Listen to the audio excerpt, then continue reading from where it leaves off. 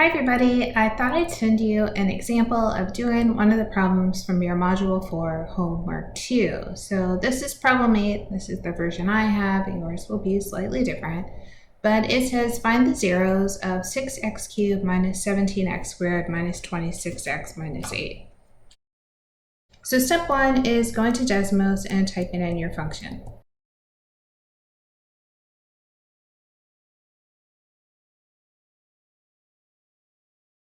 I'm going to zoom in a little bit. You can see I have 3 zeros. Here's one at negative 0.5, here's one at negative 0.667, and here's one at 4. So the numbers you see there are negative 2 over 3, because you want to be exact, negative 1/2 or 0.5, and then we had a positive 4. Let's put those numbers in. When you put these into Desmos, order doesn't matter, so just make sure you put them all in with a comma in between. We'll push enter to see that we got that part right. Now it says write out the function.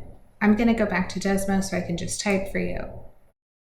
As we start to write out the function, remember you're going to flip your roots. So instead of negative 2/3, you're going to write x plus 2 over 3. Then I'll do x plus 1 over 2, and then I have x minus 4.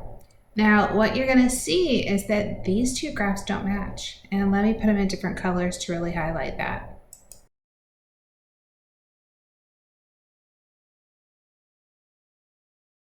I made the original function f of x blue, and then this new function that we're trying to figure out is in black. Now why they don't match is if I multiply this function out, x plus 2/3, x plus 1/2, x minus 4, my leading term would be x cubed. It wouldn't be 6x cubed, which is what I had at the beginning. So what I need to do is really get rid of these fractions. I don't want to have the 2/3 or the 1/2. So what I want you to think about is just if I multiply this by 3. So this would give me f of x equals 3x plus 2. Then the x plus 1/2 I'll multiply by 2, so I have 2x plus 1. And then x minus 4, I leave that one alone.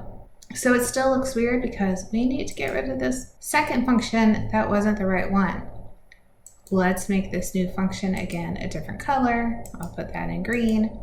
So now you can see, if I turn the green one off, I can see the original blue one, and they line up right on top of each other. So if you're looking at it, you're like, what does that work? Well, think about it. If I set 3x plus 2 equal to 0, I would get 3x is negative 2, x is negative 2 over 3. 2x plus 1 is equal to 0. 2x is negative 1, x is negative 1 over 2. So we haven't changed the value of the root. All we did was change the way we looked at it to make sure we have that same shape for our function. Remember that leading coefficient, we talked about stretching, shrinking, flipping, so we want to make sure they're the same numbers to show that we have the same thing. Let's put that in and then we'll be done with this problem. So here I have 3x plus 2, 2x plus 1, and then x minus 4.